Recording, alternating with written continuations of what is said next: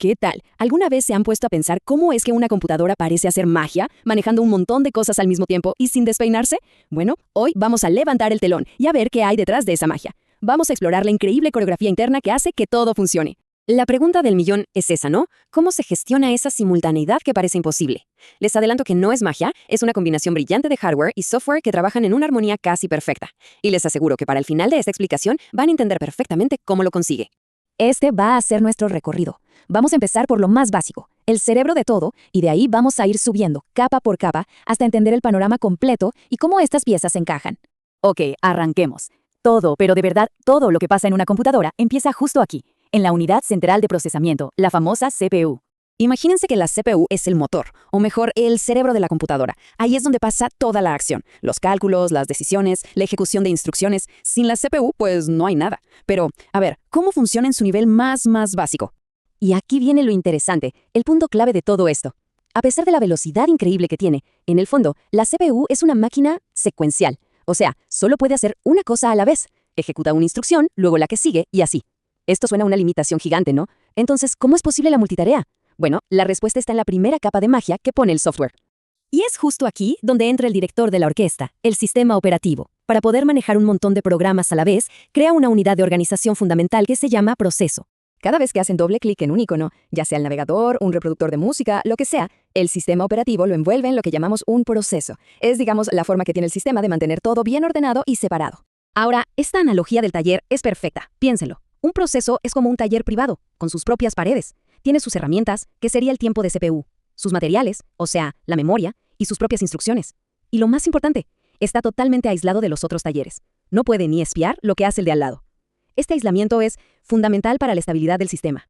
Esta cita lo dice clarísimo. Lo que un proceso hace en su memoria, en su taller, no le afecta para nada a los demás. Y esta es la razón por la que, si un programa se cuelga, normalmente no se lleva por delante a todo el sistema. Es como si en un taller hubiera un incendio. Bueno, los demás pueden seguir trabajando tranquilamente en sus propios espacios, a salvo. Ok, perfecto. Los procesos nos dan ese aislamiento, esa seguridad. Pero, ¿qué pasa si dentro de un mismo programa, en un solo taller, queremos hacer varias cosas al mismo tiempo? Ah, bueno, para eso están los hilos, o threads. Exacto. La idea es esa. A veces, un solo trabajador en el taller no da abasto. Piensen en un procesador de texto. Mientras un trabajador está pendiente de lo que escribimos, otro podría estar revisando la ortografía por detrás. Necesitan trabajar juntos, en el mismo espacio y con las mismas herramientas. Y para eso, justamente, existen los hilos. Un hilo es, básicamente, eso, un trabajador dentro del taller de un proceso. Todos los hilos de un proceso comparten la misma memoria, los mismos recursos, y esto les permite colaborar de una forma súper eficiente. Son una manera mucho más ligera, más barata, de dividir el trabajo. Esta tabla lo resume de maravilla. Crear un proceso es pesado, es caro, es como levantar un taller desde cero. En cambio, crear un hilo es ligero, es barato, es simplemente contratar a un trabajador nuevo para un taller que ya existe. Los procesos se aíslan por seguridad. Los hilos comparten todo por eficiencia. ¿Se ve la diferencia? Y todo esto nos lleva a dos conceptos que, ojo, se suelen confundir mucho. Primero, la concurrencia. La concurrencia es la ilusión de que se hacen muchas cosas a la vez. El sistema operativo es pero tan rápido cambiando de una tarea a otra, dándole un poquito de tiempo de CPU a un hilo, luego a otro, que a nosotros nos parece que todo pasa al mismo tiempo, incluso si solo hay una CPU. Es como el maestro que maneja toda una clase, atendiendo a uno, luego a otro y a otro, en una sucesión rapidísima.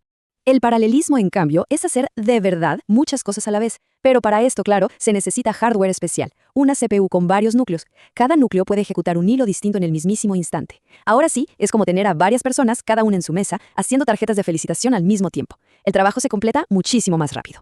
Bien, pero en toda esta ecuación tan compleja nos falta una pieza clave, la comunicación con el mundo de afuera. Esto se conoce como entrada-salida, o I/O por sus siglas en inglés. Cada vez que un programa necesita guardar un archivo, bajar algo de internet o leer del disco duro, está haciendo una operación de I/O. Y aquí nos topamos con un problema gigantesco, la velocidad. El problema, y es un problemón, es que estas operaciones de I/O son increíblemente lentas si las comparamos con la velocidad de la CPU.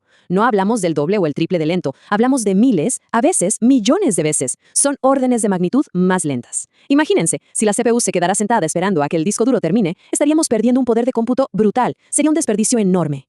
Entonces, ¿cómo se soluciona esto? Con una técnica súper ingeniosa llamada double buffering o doble buffer. La idea es simple. Mientras la CPU está a toda máquina procesando los datos de un buffer, digamos el buffer A, el sistema de I/O, que es mucho más lento, va llenando un segundo buffer, el buffer B. Para cuando la CPU termina con el A, ¡pum!, cambia al B, que ya está lleno y listo para ser procesado. Y mientras tanto, el I/O empieza a rellenar el A otra vez. De esta forma, la CPU nunca, pero nunca tiene que esperar. Siempre tiene trabajo.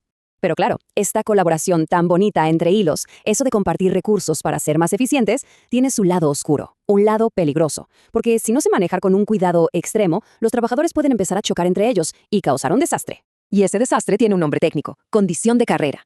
Esto pasa cuando el resultado final de una operación depende de la pura suerte, del orden exacto en que el sistema operativo decide ejecutar los hilos. Y créanme, es uno de los bugs más frustrantes y difíciles de encontrar y arreglar que existen.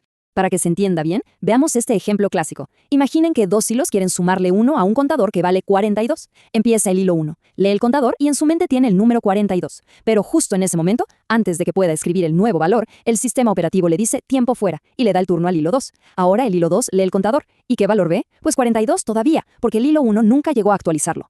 En este punto el desastre ya ocurrió. Los dos hilos creen que el valor actual es 42. Ahora el hilo 1 vuelve, hace su cálculo, 42 más 1, y escribe 43. Inmediatamente después le toca al hilo 2, que también hace su cálculo, 42 más 1, y también escribe 43. El valor final es 43, cuando debería ser 44. Acabamos de perder una operación entera. Se la comió el sistema. Ahora, imaginen este mismo error en un sistema bancario o en el software que controla un avión. Es un problema gravísimo. Por eso existen técnicas de sincronización como los candados o locks para asegurar que solo un hilo a la vez pueda tocar esos datos compartidos. Entonces, para recapitular, la CPU es el cerebro, el motor, que en el fondo hace una sola cosa a la vez. Los procesos son esos talleres aislados que nos dan seguridad y estabilidad. Los hilos son los trabajadores que colaboran dentro de un mismo taller para ser más eficientes. Y el I/O es esa conexión con el mundo exterior que es mucho más lenta y que tenemos que gestionar de forma inteligente para no desperdiciar el poder de la CPU.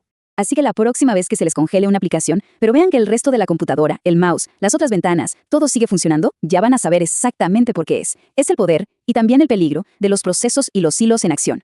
Un taller tuvo un problema, pero gracias al aislamiento, los demás siguen trabajando como si nada. Es la increíble arquitectura que hace que nuestras computadoras funcionen.